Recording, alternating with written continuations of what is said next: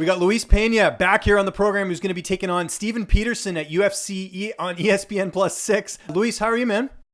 I'm doing great, James. I'm on my way to practice, actually. Yeah, no, I appreciate you taking the time as always. It's good to see you back. It's been a bit since your last fight. What have you been up to since that fight at UFC Denver? I've been training a lot, just dealing with stuff in my personal life, playing a lot of video games. I've actually been playing a lot of video games. There's been a ton of great releases since that fight, so I've just been catching up on my backlog and, training, just trying to get ready or negotiate for a fight, and then, now we got one. Yeah, no, for sure. And one of the things that happened in between your last fight and this fight is your buddy Deron Wynn got signed. How happy were you to see him join the UFC? Oh man, I was so happy to see Deron because we lived together, and being able to corner him in his last fight, I just knew after that performance he put on against Tom Lawler that he was definitely getting signed. You know what I'm saying? After that. Okay. Well, that's good, man. This is rare. This is new for you and me. You're coming off a loss, which is not something you and I ever talk about. Of course, you came up short against Mike Trizano. What did you take away from that performance at UFC Denver that you can bring into this fight? Man, honestly, I've been doing a lot of self-reflection about that since the fight went down, and I've just been trying to really figure out, what it is.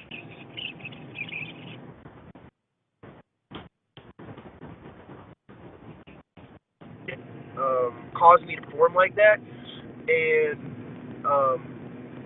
I don't know. There's a lot of factors. I kind of put a lot of pressure on myself. There was a lot of pressure, just from the fans, from the situation, it being my first fight on the main card, wanting to get this win to prove I was the tough champ or whatever. All that stuff. I kind of made it too much of an ordeal for myself instead of going out there and just having fun. Okay, fair enough. How did this loss differ than when you lost in your amateur career? I know this was your first loss as a pro, but you've experienced defeat, but never in your pro career. I made half the money I usually make. But I would say, honestly, as an amateur, if you take a loss, it did not, when I lost as an amateur, yeah, it sucked, but it never really affected me, in a mental way at all, because I knew eventually I was going to get the chance to restart and go back to 0-0. But now as a pro, I'm not going to lie, it stunk just because I can't call myself undefeated anymore. Right. Okay. And the big news for this fight is that you're going to be dropping down to featherweight. Why is now the right time to make that move? Man, I might be really tall for 155, but I don't walk around heavy at all. I walk around maybe at 170, 175 when I'm not training consistently. But when I'm training 6 days a week and my diet or whatever, I'm barely, above 163 sometimes. So the cut to 45 always seemed like it was gonna have to happen. And it wasn't, like I've told people before, it wasn't the loss that forced this. The goal, we were always gonna drop down to 45 after this. I talked with Ro, I talked with Ron, my jiu-jitsu coach, and I actually am bringing Tyson Griffin in to help me with this fight. But we all sat down and we all said yeah, you need to go to 45 no matter what happens after this fight, just because you can do it. Not only that, but I kind of wanted to.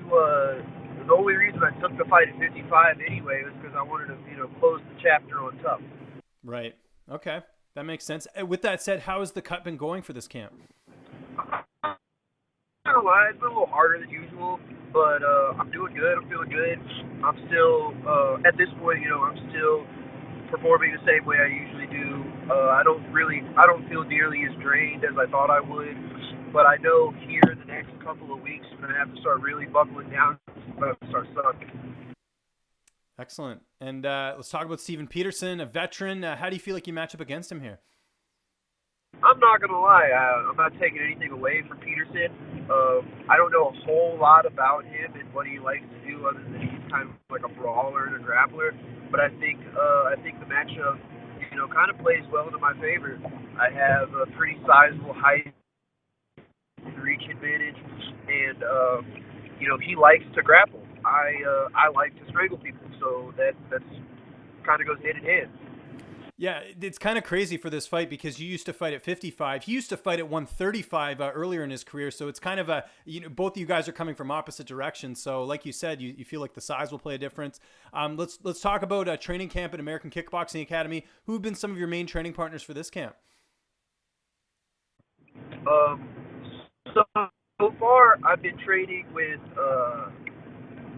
I'm not gonna lie, I don't know their names. We call them the twins. They're from Venezuela. Edwin and Edward. They're these kickboxers that are just fucking insane, man. They're really, really good, and they're trying to break into MMA. Tomas Diagni, I've sparred a lot with him. Salim. Oh man, and then a couple of months ago, Cedric Doumbé, the Glory welterweight champ, came in. I got to spar with him a lot, and I learned quite a lot from every round I went with him. And from what I understand, he's actually going to be making the move to AKA after his next fight with Glory to start his MMA career. Awesome. That's good to hear, man. Nice addition to your already pretty stacked squad. Who's going to be in your corner for this fight? For this fight, in my corner is going to be Ron Kessler, my jiu-jitsu coach, Ro Rosendo, my striking coach and head coach, and then I'm bringing in Tyson Griffin to help with my my weight cut, as well as kind of like being MMA mind behind the scenes. Awesome. That's good to hear. Tyson's a great guy. How do you see this fight playing out on March 23rd?